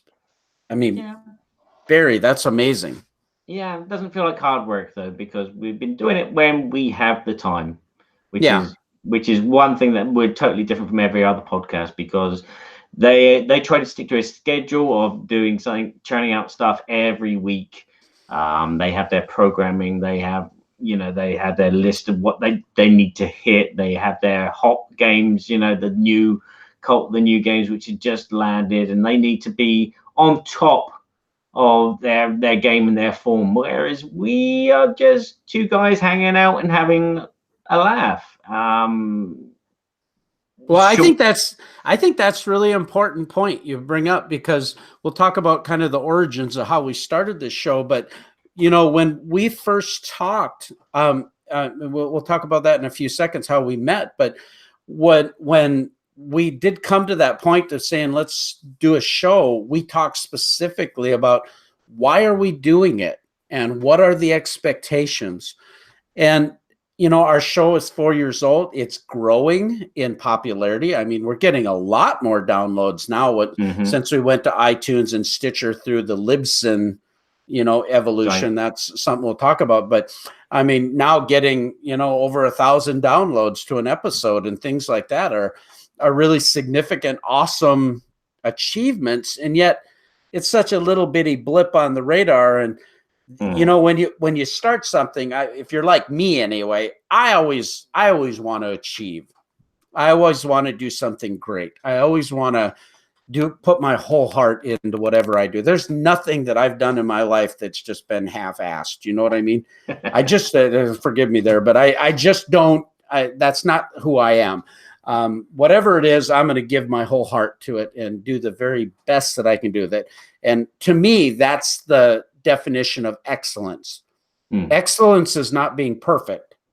It may not be the best, but it's doing the best that you can do. And when we both started this, it was like, we're not doing this for accolade. We're not doing this for fame. We're doing it just because we enjoy each other's company. Our styles were both goofy and silly and random, and so we enjoyed that. But we just wanted to talk about board games and hang out and have fun. Yeah, we just wanted to talk to other people as well. It's for me personally, it's a different level of an open door, which I don't have too many open doors. Being in France, I can talk about board games, but they're in French, and I can't really express myself 100% like how I feel. And to have this channel here is so much fun, and it's so invigorating for me to be able to go, right, this game is crap, and not be laughed at because I pronounced the word crap wrong. But yeah, it's fun. I used to do a lot of radio podcast editing way back when I was a teen. We used to make radio plays, and so I mixed sound effects, and we ad-lib scripts and made some funny stupid stuff. And this plays off of that. This is me mucking around with the audio and mixing and having a trip down memory lane at the same time. it's, you know, I don't know, it's just something that I've always loved doing. And why not do a podcast, a real podcast, and, you know, share it with the world instead of just keep it on a cassette and listening to yourself, you know. So tell me what your recollection is of our meeting when we I first. mean, way back, when I was developing my review channel, you got in contact with me, and you just started out the Dice Tower. I think I was coming to the end of my Dice Tower reign, and you were asking me for help about, you know, mixing videos and editing and bits and pieces. And I was thinking of doing something slightly different and on my channel, you can still find it on Board Games Everybody Should. There are some videos where there was about 4 of us, and we would just have, I would pose a question, and then we would just spend an hour discussing it. And we had like Chaz Marler on, and we had Jamie Johnson on, and of course yourself. And we had a good laugh because we just let our hair down and just talked about any old crap that we wanted to talk about, used our imaginations, and had a good time. And then you said, well, why don't we do a podcast? And so we bashed our heads together, and we said, well, if we're going to do a podcast, we need to do something different. And we were, you know, streaming ideas off of each other. That was a great point, because that's basically my recollection as well, is that I think one of the things that was notable for me when, as a Dice Tower contributor, you were doing things that were different. Your personality, your humor, it's zany. It's slightly off color, not real negative off color, but I mean, it's so different. And I loved it. It was goofy and silly, and I love that kind of humor. You know, I enjoy your style so much that attracted me to reach out to you just to say, gosh, I really like this guy. I wonder what he's all about. And as we began to get to know one another, it just made me think, well, gosh, I mean, we would spontaneously go into character voices just by talking with one another. Yeah. And you would have 100 impressions. Yeah, we got to get back to our impressions. Our impressions will be back. So, and we just had so much fun together. It seemed like, well, why don't we try to put together a format so that we could do some segments, but do these segments in a way that are different than anybody else that we knew were doing. And that came up with you writing the music for our intro and our extra and our drops and all of those kind of things, so that we actually had somewhat of a format. Yeah, and it was always coming up with ideas, because you listen to podcasts and it's always like the same thing over and over again. Oh, what game did you play? Oh, I played this game. It was good. It was bad. Okay. But yeah, the hardest part, I think the cruncher was having games as segments of our show. So when we have a guest, we created a game show around it. When we did Good, the Bad, and the Ugly, it was a kind of game show trying to guess if that person thought it was good, bad, or ugly. And now it's expanded into, you know, explaining the game, trying to guess the game, and then guessing if it's good or bad or ugly. And those are the kind of things which bring the conversation alive. It's not just someone reading off a list of words. It's interaction. I'm not really a big talker. I'm someone that, if I have a long chain of words to say, they do get lost. I do lose my steam and I forget what I'm talking about. I'm more of a quick one-liner guy. Yeah. That's what. So I love the fact that we started with the game show for guests, because we started bringing in industry notables, industry media personalities, or industry designers, or industry publishers. And man, we've had a potload of those folks on the show, some of them more than once. And when we introduced the Whose Game Is It Anyway, we have the 3 segments in there that are kind of 20 question-ish, but we're guessing what games, and they're showing us components. They're showing us a drawing. We're doing 20 questions. We're getting clues. We're asking questions. That became so much fun.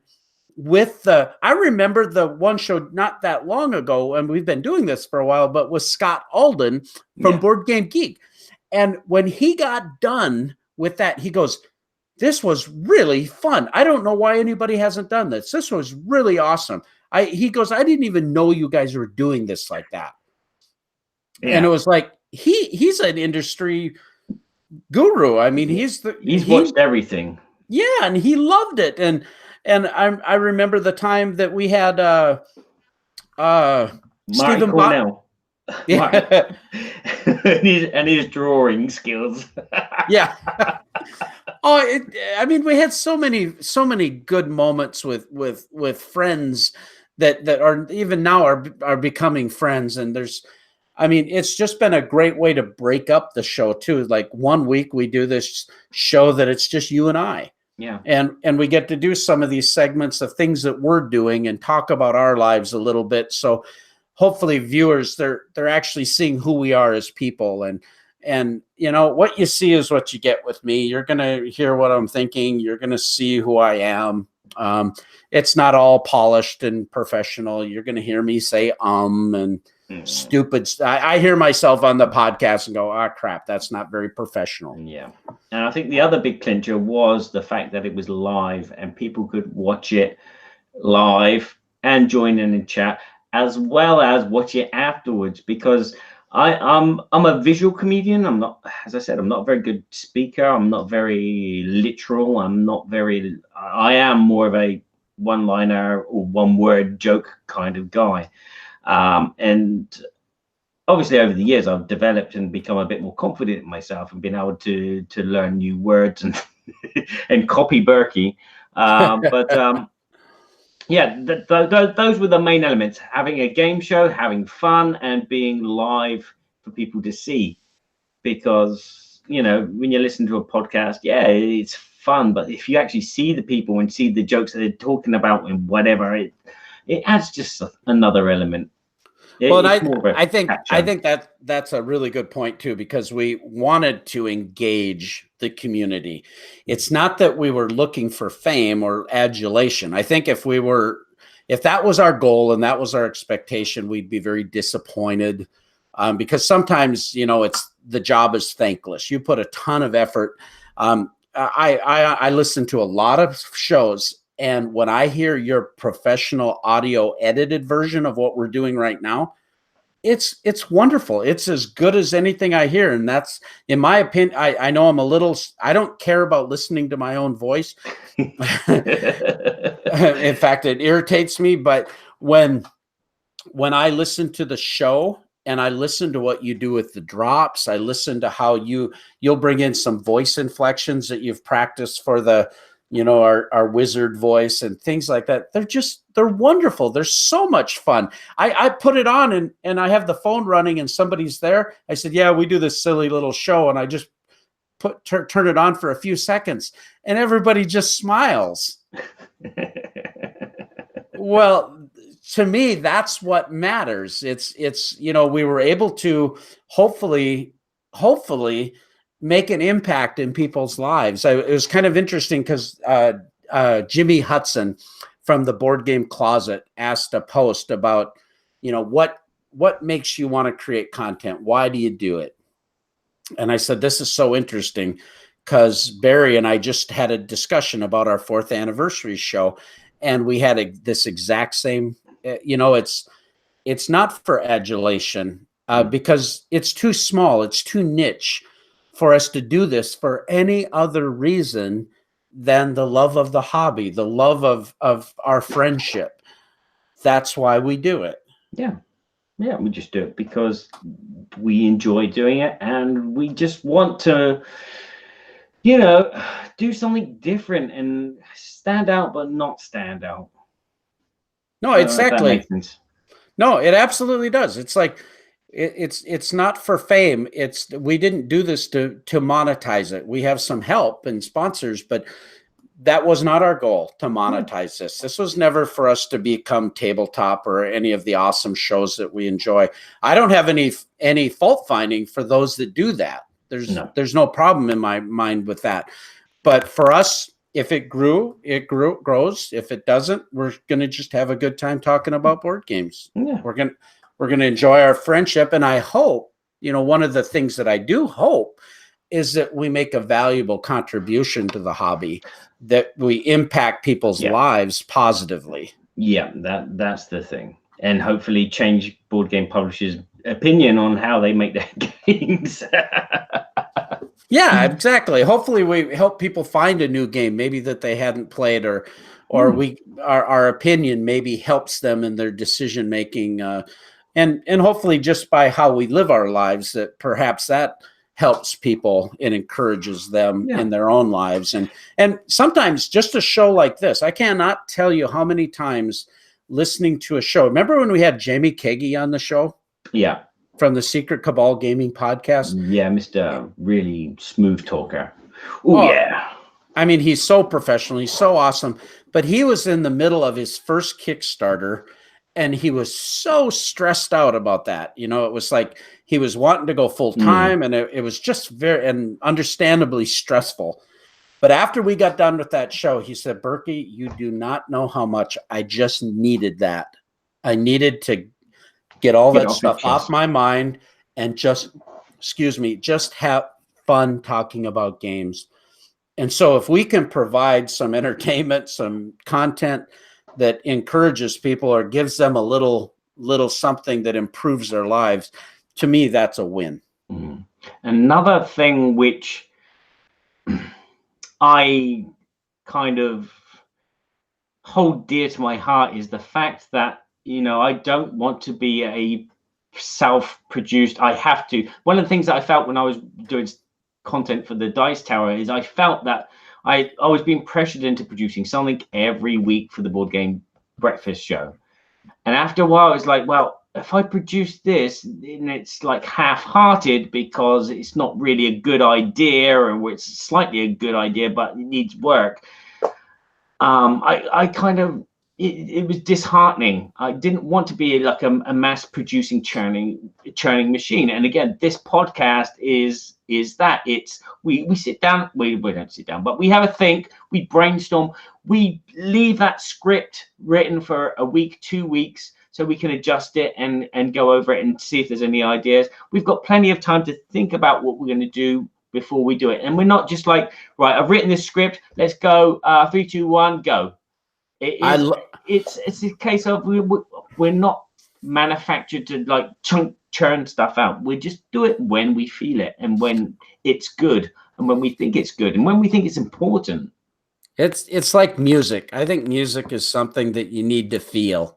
And I feel it. I feel the emotion of music, and so I've produced music CDs and sung professionally for a bit, and I've done things in that seems parallel. It's not that it's a performance per se, but it's an outlet. And when you're creative, when you feel pressured, sometimes that can really be stifling to the creativity. And so all of a sudden it's no longer real. It's no longer organic. It's all of a sudden it's performance. So now we have to look good because we're expected to look good. We have to produce, and not, then it's today with the cult of the new, it's all about the hotness. And if you don't get the first scoop and the pressure, especially if you're a bigger channel, to continue to maintain your audience in all of the noise. I mean, there's a million people. It's so much noise. Everybody's trying to get your attention. And it's like, I hate that pressure. I don't want that pressure. I want to enjoy what we're doing, because I don't need to do this professionally. No. I mean, I want to do a good quality, don't get me wrong, but on the other hand, we want this to be, really, like you say, when you said half-hearted, we want to be full-hearted. Yeah. I want to be here. I want to be talking to him, and I want to be talking to you, and I want you to answer to me and tell me stuff. That's a good point too. And as the business has grown for me, there's been a pressure for me on time. I don't get to play the games that I used to play.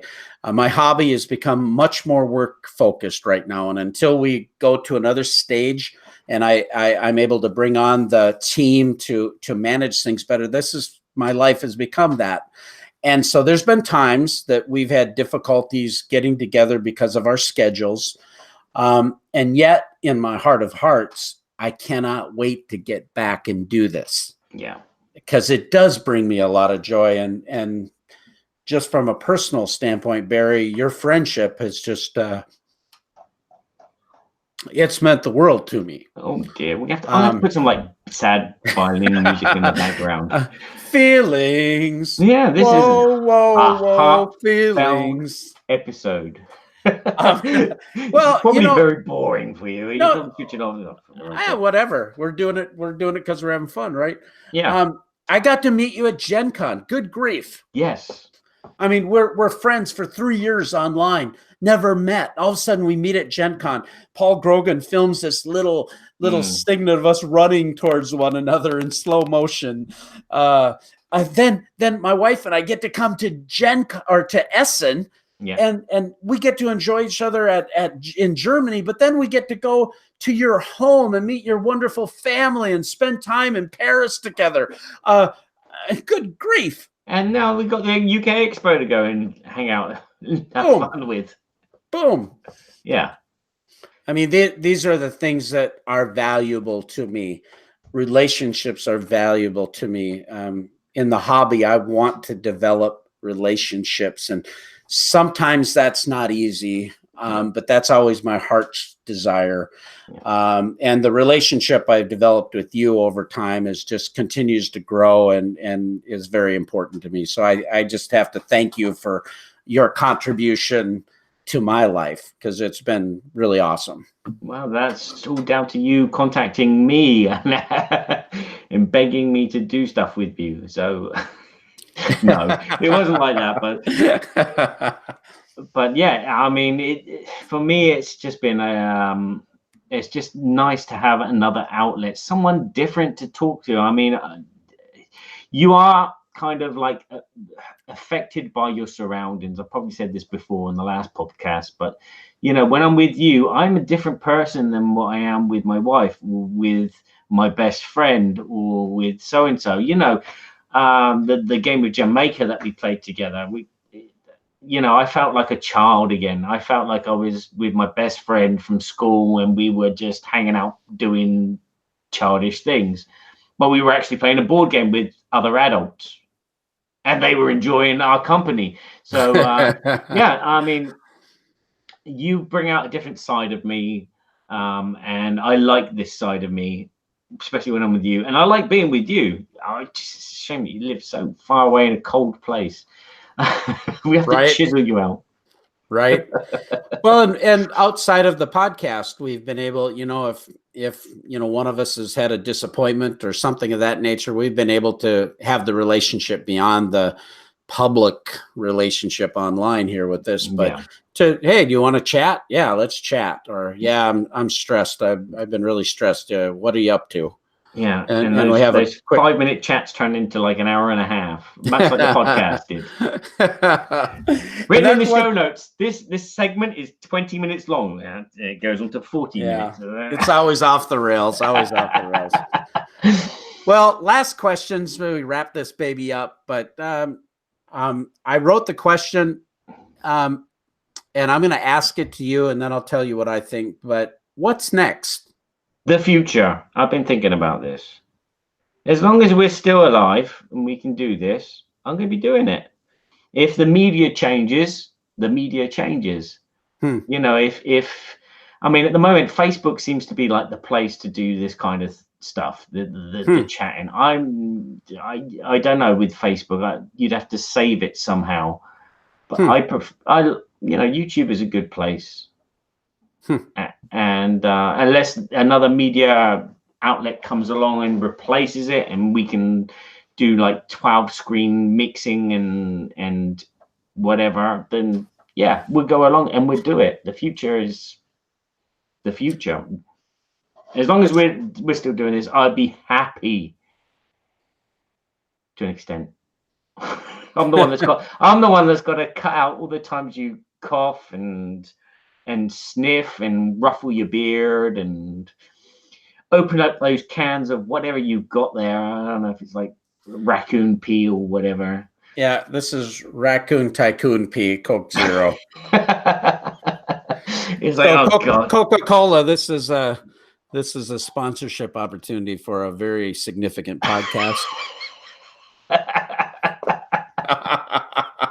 Yeah, the future will be us still doing this as long as we're living and breathing and we're still playing games, of course, and we still have time for each other, which I'm sure we will do. We may reach episode 100 in 6 years' time, but hey, who cares? We've had fun. It's been a long, slow slug of a road, but we got good memories. Yeah, exactly. Hey, Tony, you are very welcome. He just thanked us both for sharing all of that and that he thought it was great. And we're so grateful for all of our followers that do listen to us. I mean, it's wonderful. The interaction we have in the chat every time is always very much appreciated. We love to have the listeners join us. Oh, yeah. We generally do it at noon during a weekday, which seems to get us a pretty good group of people that during their lunch breaks in North America anyway can kind of tune into. But you can always watch it later. And I think that's been a benefit of YouTube. And like you say, maybe there's some opportunities to do new things with technology where we have both channels running at the same time. Who knows? So that we projected into your living room. Just cartoon us. Cartoon us, yeah.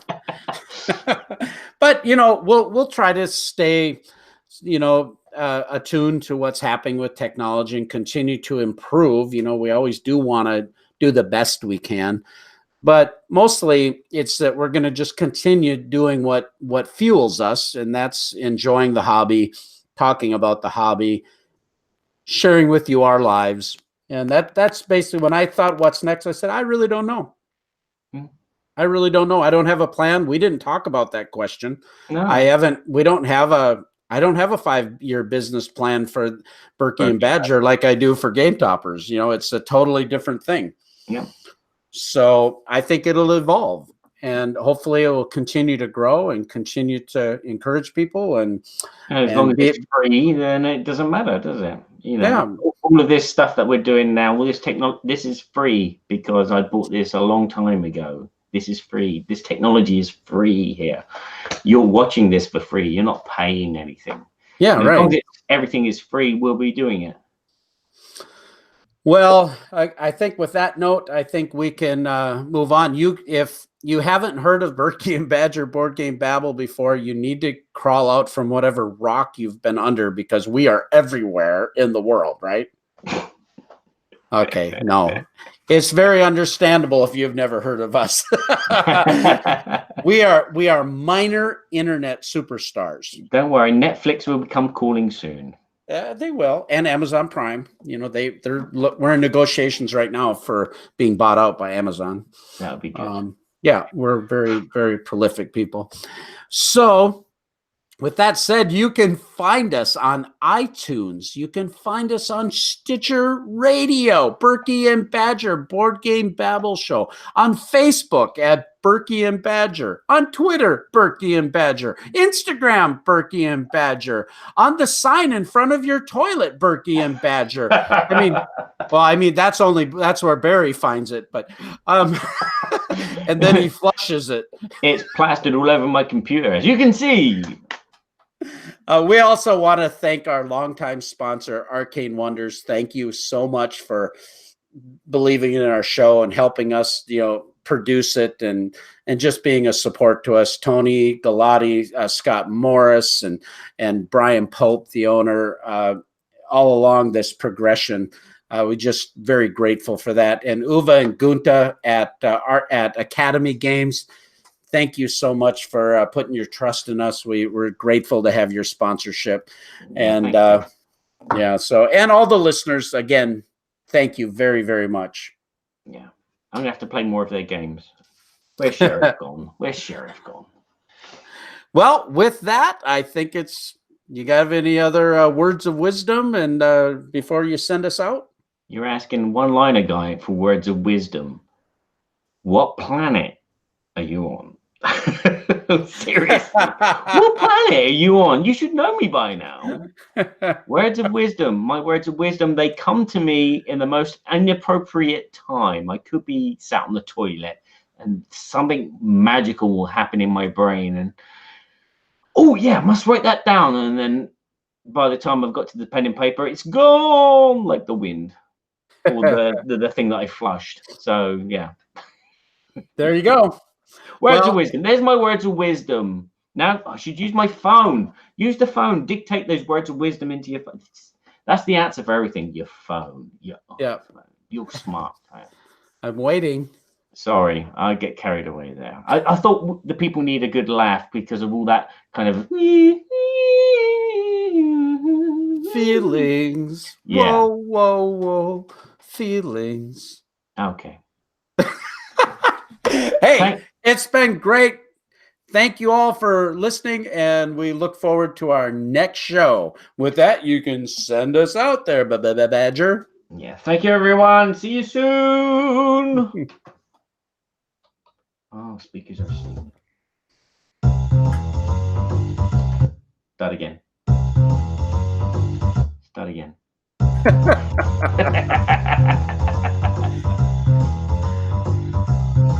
We're so glad we had this time together. And now it's time to go. It won't be long until we have another show. So keep us in mind, get online. Berkey and Badger will be back in no time. And that's a wrap. And we're